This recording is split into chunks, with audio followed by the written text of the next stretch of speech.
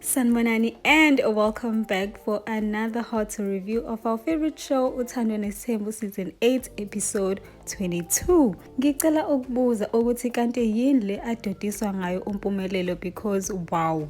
Like I'm just appalled by the disrespect. Yini kanti vele ukudodiswa ingane. Noma vele labo baba bafike bamdodise and then kuba uyena uMpumelelo okhethayo ukuthi hayi mina ngizothatha lokho okuvumelana nempilo yami engiyiphilayo ngikushiye lokho okulungile kuzongiqoqa kungenze nje indoda elungile. Because guys, wow, mina if ukhona kudodisa lokhu then it's just glorified grooming.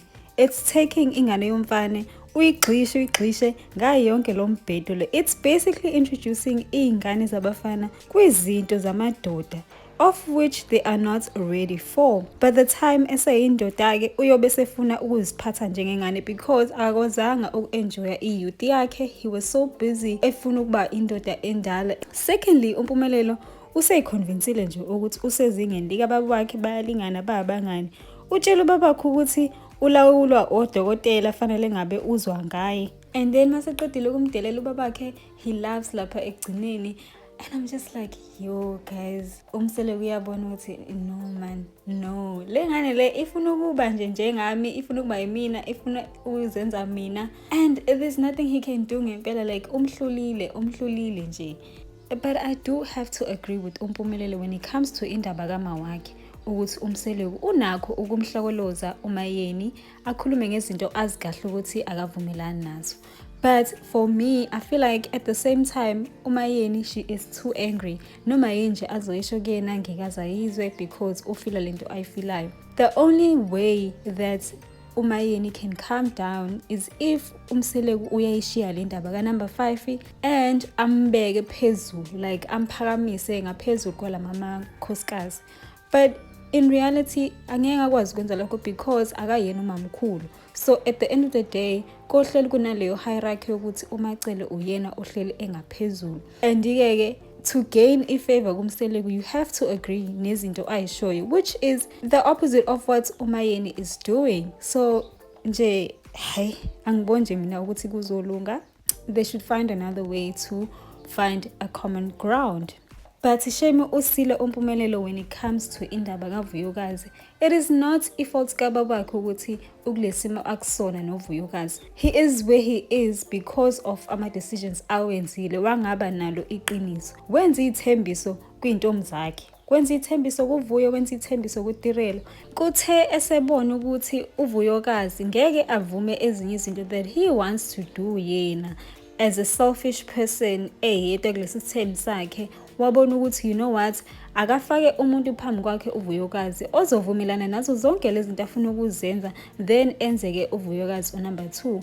And ke sana any girl nje ene sense enomqondo right nje khanda ngeke ivume leyo nto. So what decide ke ukuhamba uVuyokazi. So manje maye blame ubabakhe wayefuna umbeka endleleni emkhombisa ukuthi ngisho noma kunzima kanjani mase umzalisile nje umuntu mthathe umshade, because that's what real men do. They take responsibility for their actions. Ubabakhe akamthuma ukuthi akahambe yolala nomuntu amzalise ingane. So now that sekukanjena ke, he has to help his son to rectify some of those mistakes. He's the one who chose uVuyokazi to be the mother of his kids. Yonke lento acomplaina ngayo ngoVuyokazi wayeyibona esajula naye. Why do you choose to have a kid nomuntu ombonayo ukuthi awukho serious naye, awuyibona umshada? Njengoba uMpumelelo immature kanje, ngeke vele ayibone izeluleko zabawakhe. Mhlawumbe uzoyibona sekhulile, mhlawumbe he'll never see them. But I truly believe ukuthi ukube wenza yonke into ubabakhe ayisho, ngaba akekho lesi simo akusona, ngabe uVuyokazi usakhona. I truly believe that ngoba I think mina uVuyokazi was willing to bekezela all the way as long as nje athole leso sikhundla as umamkhulu, akwazi kuba neleyo power over uTirelo. But ke sonke siyazi ukuthi uVuyokazi wayengasifuni isithembu.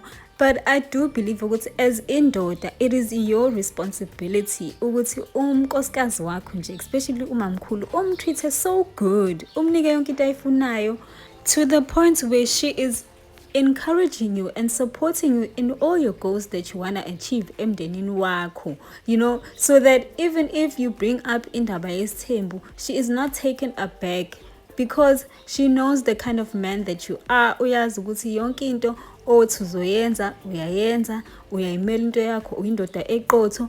So even if you bring 1 or 2 or 3 women into lesi space sabo, you will be able to lead this family ngenhlonipho.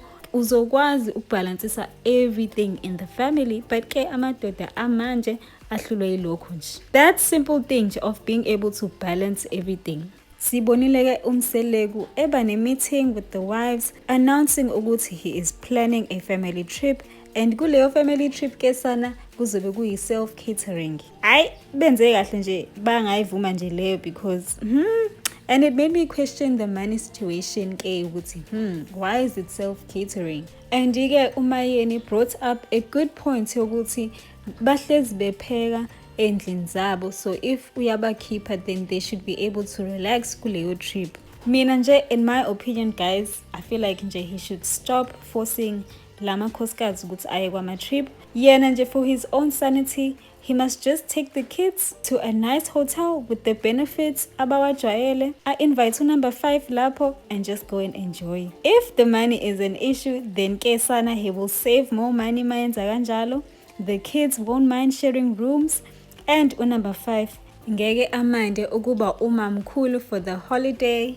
And I doubt ukuthi uzominda ukugada ingane and I doubt ukuthi uzominda ukushare a bedroom noMseleku for the whole duration of the trip, unlike omunye umbhemu. So in that way wonke umuntu wins, wonke umuntu is gonna have fun. Obviously at first kuzoba awkward nyana, but knowing ukuthi ingane zinjani zizobe seyikhohliwe 10 minutes in, sezi-focused on the fun abayizele kwi-trip. And ke sana, there she goes again, uMayeni projecting itrauma yakhe kuMacele. She is also lying in my opinion about comparing herself kuMacele because she does it all the time. Vele mela chaza ukuthi uqonda ukuthini lento ayishoyo kuMacele, because mina I feel like uMacele is just trying to make sure ukuthi ingane zakhe zi-right because yena wayikhipha kudala kulama trip lawa. I think if uMacele was trying to take out ama frustrations akhe onto the other wives, she would have agreed ukuya kwi-trip and ademand ukuthi abe ne-room yakhe enhle edlula la amanye ama-wives, and then abone ukuthi kuzowenzakalani. Ubengeke aze abakhululekele kanjena ukuthi yena asale bona behambe beyo enjoya. Ubezokwenza sure ukuthi nje kulama trip abawahambayo uyayibonakalisa ukuthi uyena umamkhulu, uyena ongaphezulu kubo bonke. But I feel like uMacele is just avoiding nje ukukhuluma. But manje in this moment I do feel like uMayeni uyena lo oyicomparisha nayo uMacele, because uhlanganaphi if i-director iyakwazi ukuvuma leyo favor ayicelayo uMacele eyakhe engayivumi, because I do feel like mhlawumbe i-approach yakhe uMayeni isuke better, noma leyo request asuke icela isuke kunzima ukuthi iyenzeke, whereas le kaMacele iyabonakala it's easy, mhlawumbe ngeke izi cause more disruptions or whatever reason le edala ukuthi i-director inqabe. But kesana, that is all I have for episode 22. I would like to hear your thoughts on this. Please be sure to comment down below. Don't forget to like, share, and most importantly subscribe so that our community can grow. As always, thank you so much for the love and support. Ngizonibona kule elandelayo. Bye guys.